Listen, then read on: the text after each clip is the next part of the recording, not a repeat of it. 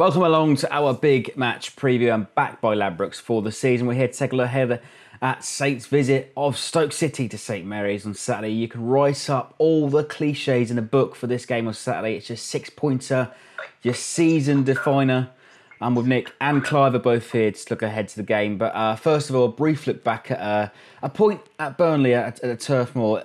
It's a valuable point taken away. I'll start off with you, Nick. Not many teams this season has taken points away from Turf Moor other than sort of top six. But not all was what it seemed. We were slow to get going, and then had it not been for an intervention from Josh Sims and Gabbiadini, there would have been a revolt in the away end.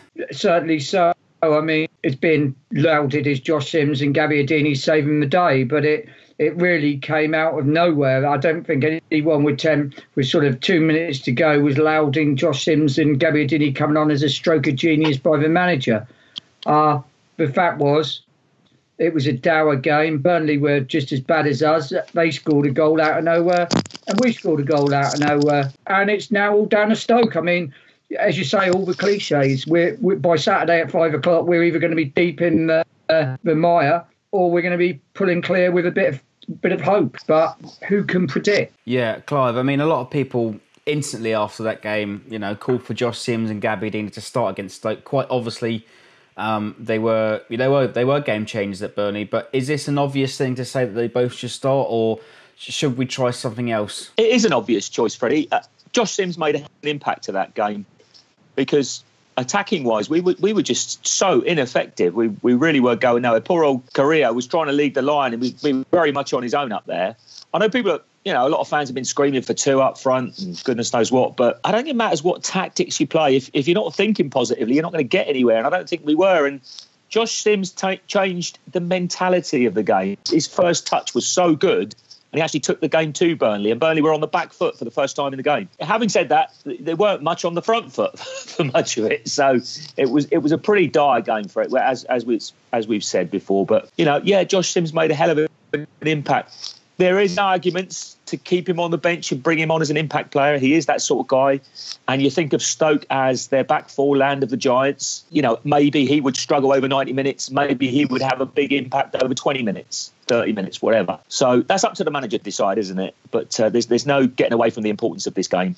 It is massive.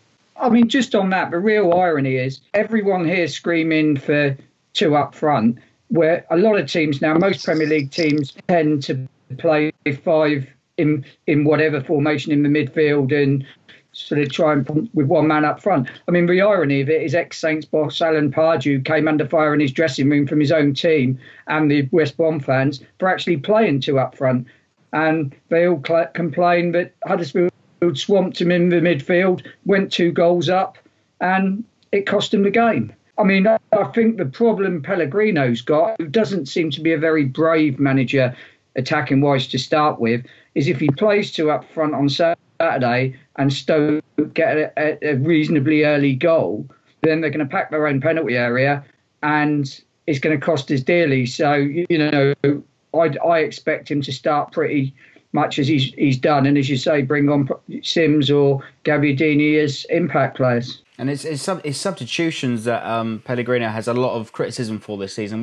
Clive and I spoke about it on Saturday afternoon about the 3 changes on Saturday were attacking. Boufal come on, Sims and Gabbiadini changed the game. It's really difficult because he's damned if he does, he's damned if he doesn't. Yeah, he is, Freddie. But let's look at the bottom of the league. The guys down there are playing. All these teams are playing with fear, and it's the guys. I think it's the teams that are going to be brave that are going to get out of it. Saints have to be positive on Saturday. Whatever formation they turn up with, it doesn't make a lot of difference. If it's 4-5-1, whichever way we go, have to be brave. The midfielders have to get forward. The fullbacks have to bomb on. Take the game to Stoke.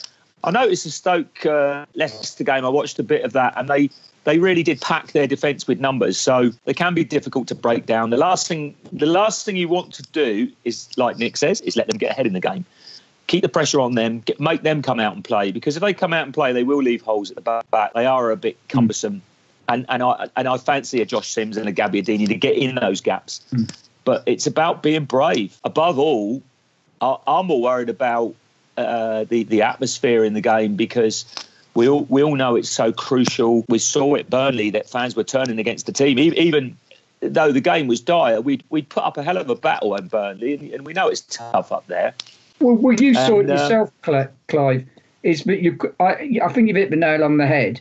But it's about being brave. It's not necessarily about the tactics. I mean, you watched it at Burnley. I mean, he made 3 attacking changes, but ostentatiously, the game never changed at all. With 5 minutes to go, the fans weren't singing, "You've made some brave substitutions." They were singing, "You don't know what you're doing." To be fair, I'm not on about the substitutions. I'm on about the way that we approach the game. No. As a team, it doesn't matter what. I'm just saying, it really doesn't matter what the lineup is. It's how positive you are in your head, and how you go out there and take the game to the opposition. I think the tactics are overrated, to be honest. I think if a team is up for it and they want to go and win, they can go and win. And that applies to teams right across the Prem, and especially the Saints in this instance. We all know that we can play better football than Stoke, but we also know that Stoke have got these, they've got quality in their armoury. And perhaps Crouch has been a major thorn in our side over the years, and we've been a bit susceptible to crosses, haven't we, from free kicks and the like.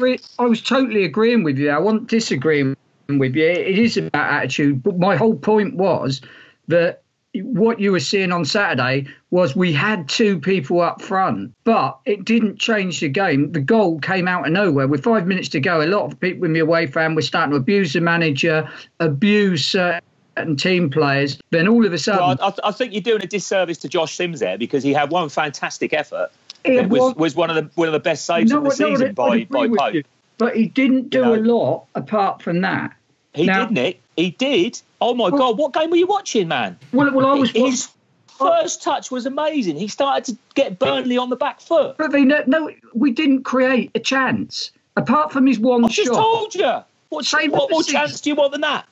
I mean, to be honest, if I wasn't watching the same game as you, nor were a lot of the supporters, because none of the supporters in the last 5 minutes at Burnley were going, "We've got Burnley on the back foot. We look like we're going to score any minute." They were booing the manager. They were singing, "You don't know what you're doing." Because you're right, Josh Sims had a nice little run and had a decent shot, save.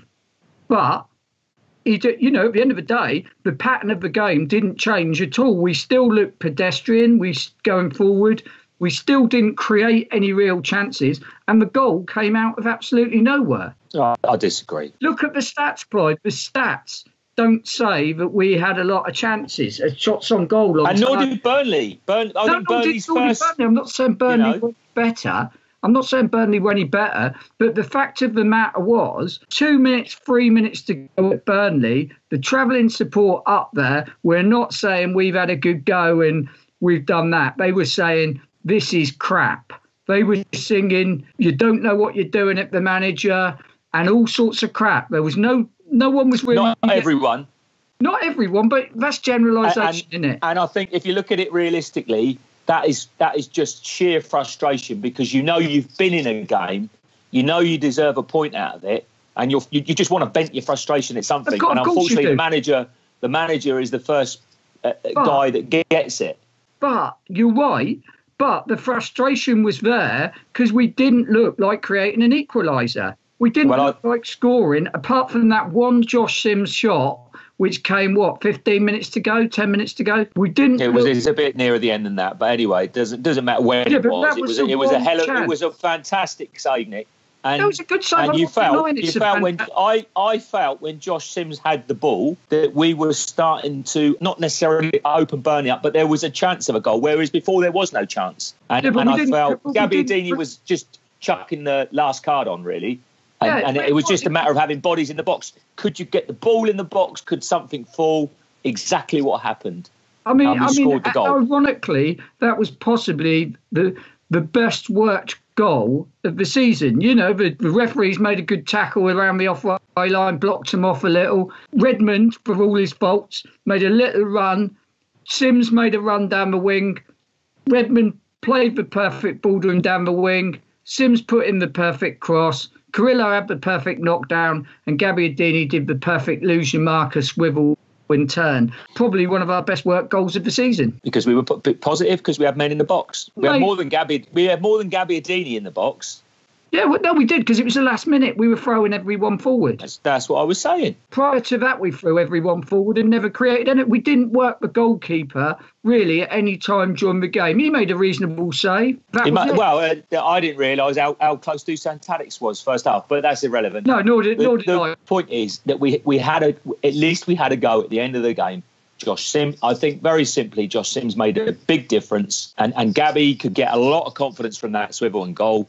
We all know that he's a good finisher if you get the balls in the right area. We've now got Carrillo. We didn't have Carrillo before. He can prove a physical threat in the area, although he's going to be up against it against Stoke. Obviously, we know they're giants, but we know that, and he's reasonably, for a youngster, he's reasonably physically strong. So if you can get the ball into him earlier and get people off of him, you've got a good chance of a goal. Simple as. Well, that's going to be the clue, that we need to get a goal early.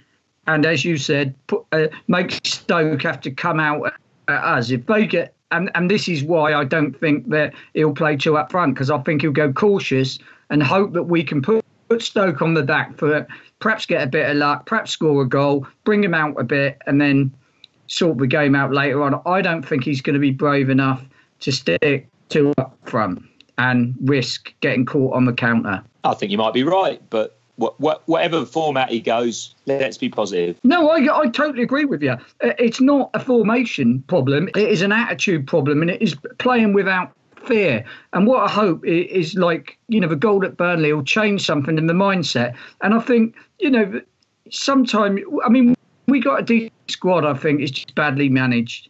And I think we're getting into the last 10 games now, and you just hope that somewhere in the playing squad they'll go, actually, let's just go out there and have a go. Sod what the manager's saying about passing it around the halfway line for 10 minutes. Let's just go for the jugular. You would hope in the last, we got plenty of options. You got Austin probably back for the last 4 or 5 games. And maybe we can do something. But it's all on Saturday. At the end of the day, it should be a full house, all behind the team, going for it. Team, supporters, everything, and get 3 points. And then we can argue whether the manager's crap or whether we should play two up front. Yeah, well, whatever the case may be, one thing is for sure, we all need to get behind the squad, and that's what you're so outraged about at the weekend at Burnley. Whoever emerged from that tunnel, we need to get behind the team. Hopefully have 31,000, 32,000 in there, but Stoke, they'll be fighting for their life as well. They'll have a good support. It is your cliche 6-pointer. They'll have a point to prove, but if we win, it opens up just a slither of daylight away from Stoke in 19th. What is important, Freddie, I think, is like you say, if we do win, it's actually, although it would be a 4-point gap on Stoke, in reality it's a 5-point gap when you look at the goal difference, and that could be important. And then you say, well, 5 points in 9 games is a lot to make up. Hopefully, then you say, well, West Brom. I never like to say a team is completely gone, because everybody thought Swansea were gone, and they've come back and made a fist of it. So, but you would think everyone thought West Brom was gone the year we went down. You would think that the way things are at West Brom, that West Brom and then Stoke, and so you're looking at one team to get above. I know it sounds so negative, but that's the reality of our situation right now. And I hope that no matter what fans think about the manager, whatever they think about certain players, that they go there on Saturday and they just get behind the team, and even if it goes the wrong way for us, they stick with us, because this is a cliche big game. It's just huge. It's just so huge. We have to win this game. There's only 3 home games left after this. Yeah, I mean, and 2 of those are Chelsea and Man City. People have forgotten what supporting a football team is all about. All I hear is about this is the worst manager in the worst team ever. And the club is rotten to the core. They should have been there over the last 35, 40 years. I just hope that there's a few good omens here. The irony is that he is 6 wins away from having our most successful season. You want cliches, Clive. That is it. Oh my God! I don't want cliches. I don't want crap like that either. Well, so Clive, you are exactly. Don't bother turning up if you don't want crap like that. If you don't want to win, your statement on about before you have a go at me. No, it's the irony of it. I didn't say it was right, but the irony is, if we win 3 FA Cup games and 3 games in the league, this will be statistically our best ever season. Fact. Dear. That Oh, dear. not oh dear. That is fact. Do you disagree with that then? If we finish 17th in the league and win the FA Cup, statistically that's a better season than 1976. I think there's more important things like getting behind the team on Saturday, Yeah, Nick, so than there you trying to wind the fans up yet again. Well, something needs to happen because, to be honest, I'm sick to death of people whinging about Pellegrino on Twitter and Facebook and then doing nothing about it. 25, 30 years ago, we got off our asses and did things and went and protested. Now, because there's no respect for them. Because it was a very, very different situation. There was terraces, Nick. People could get of like mind could get together. They're not together anymore. So nothing happens in the ground because they're all sat in, people that are disillusioned are all sat in pockets. Right now, that's not important. What's important is getting behind the team on Saturday. But it is important. I've said this all along and I say this all along. But, as I say, this is it. What happens if we win these games? We've had a great season. It's not like Southampton are unique in having fans that are disenchanted. There's protests going all over the country at places like Newcastle. Yeah. Newcastle are a better place than us right now. West Ham have protests coming up soon. West Ham are protesting about their ownership. Yeah. So people aren't happy. What have we done then apart from go on Twitter about it? So if West Ham and our protests are at the manager, aren't they? They're not necessarily at the ownership, although people are disenchanted how the Van Dijk money has not been spent. But our disenchantment is, I would say, mainly from what I can gather, but at the manager. But it goes back like people slag off saying, "Oh, the fans got rid of Puel." The fans never got rid of Puel. There were Puel out banners in the ground. There was no planes being flown over the ground with Puel out. There was just a load of hot air on the internet. And what does that do? It's up to the board to decide that. What got Puel out was about 5,000 people not renewing season tickets. Well, that was the board decision, Nick. It wasn't the fans that did it. I'm not saying I didn't. But you keep slagging the fans off, Nick. No, I don't slag the fans off. You do it all the time, mate. Well, I'll tell you what. Everyone, when I had that rant on Saturday up there, everyone come up to me and said, "You're right." And people come up to me and said, "I'm sick to death of people going to games and whinging." Generally, the away support has been magnificent. I agree. People were just venting their anger on Saturday. And I don't agree with it. Let me just get this right, Ben, Clive. Let me get this in my head so we can't argue, right? We've got Josh Sims on, a great young talent who has turned the game round. According to you, we're pouring forward at Burnley, we're creating chances, we're doing that, and the fans aren't getting behind the team and saying we can get an equaliser there. They're venting their anger. They're venting their anger, some of them. So why are they doing that, Clive? Because we've got Josh Sims, we've got two men up front, we've got everything the fans want, and yet the supporters were not roaring the team on to a 1-0 to a late equaliser. They were saying, "I've had enough. This is crap. I'm going." So that you were probably in a minority saying, "Hey, we're pouring forward, and we've got that." I'm not saying that. No, but what I when I said that, when I gave that Facebook thing on Saturday, I was in a bar with about 30 Saints fans. Right, had all been at the game. Obviously, I would hope they all were, as they're up at Burnley, and no one came up to me and said, "You're slagging off the fans." All of them went, "You're right. We're sick to death of this." We are fed up. Because we're fed up, we're down at the bottom when we should be we're at least above the middle. People, we're sick to death of the supporters whinging on about everything. I don't agree when they go, "That's why you're going down." That's why we're going we down. sung that, didn't we?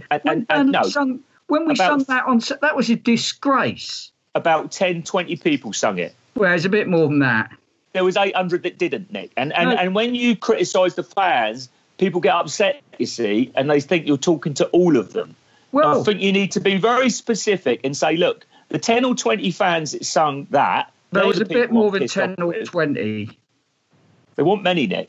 Right, there may be under. And they got told to shut up as well. Let's get real. There's a damn sight more majority of fans that are good, that want to cheer the team on, that are fantastic. Absolutely. But they're getting tarred with the same brush by me or whoever, by the people or the Well, they're not the minority, because every time I say get behind the team, get behind Pellegrino, I get told that Pellegrino's a clown and all this, and people think it's a badge of courage.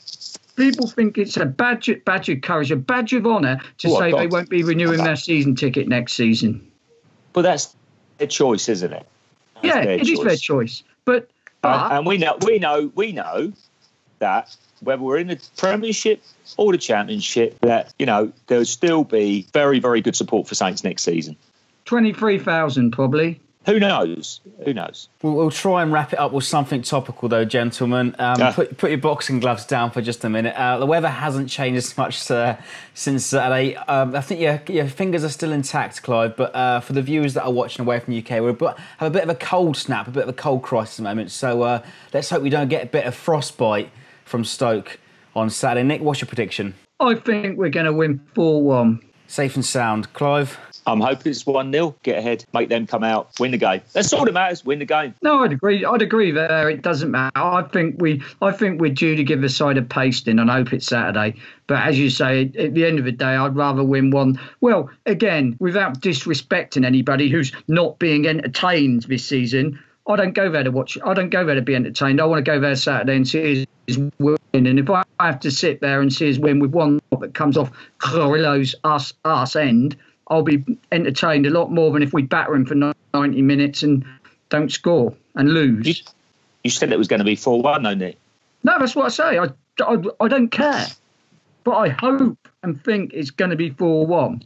But that's good then. I'd rather win 1-0 than draw or lose and be bored off my face. But by any means necessary, what we need is 3 points. All I was going to say is I get the frustration of some of these fans, but I hate the way football's changed. I hate the way anonymous people write absolute bullshit on the internet, and I don't think some of them, when I read it, I don't think they've ever been to a bloody game or even been involved with a football team, no matter what level. I just hope that the majority of fans that are decent make a hell of a noise Saturday and stick behind the team no matter what. Well, we can agree on that, that's for sure. Excellent stuff. Right.